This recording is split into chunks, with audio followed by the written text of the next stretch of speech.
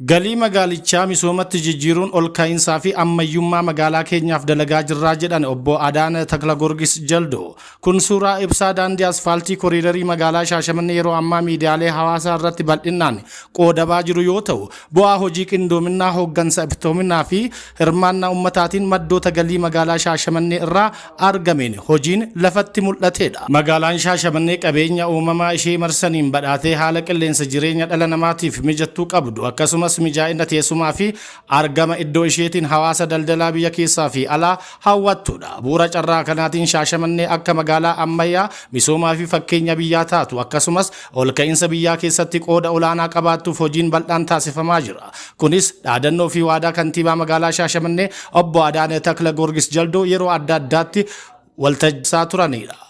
Akkuma waadaa galanii turanitti hojiin koriidarii magaalichaa irratti bu'aan qabatamaa galmeessuun daandii asfaaltii bifaa fi ijaarsa addaa qabu hojiirra oolchuun waadaa hawaasa duratti galan hojiin mirkaneessanii jiru. Kantiibaan magaalaa Shaashamannee obbo Adaana Taklagorgis Jaldoo fi kaabineen isaanii hooggantoota sadarkaa hundatti argaman hojjettootaa fi hawaasa magaalaa keenyaa hunda akkasumas waajjira galiiwwan magaalaa Shaashamannee hojjettoota isaa daldaltootaa fi hirmaattota sassaabbii galii gibiraa fi taaksii hundumaaf galata guddaa dhiyeessaniiru. Qooda fudhannaa amanamummaa fi kutannoo keessaniin bu'aan abdachiisaan itti fufinsaan argamaa jiru hundi bu'aa walii keenyaa ta'uu ibsaniiru.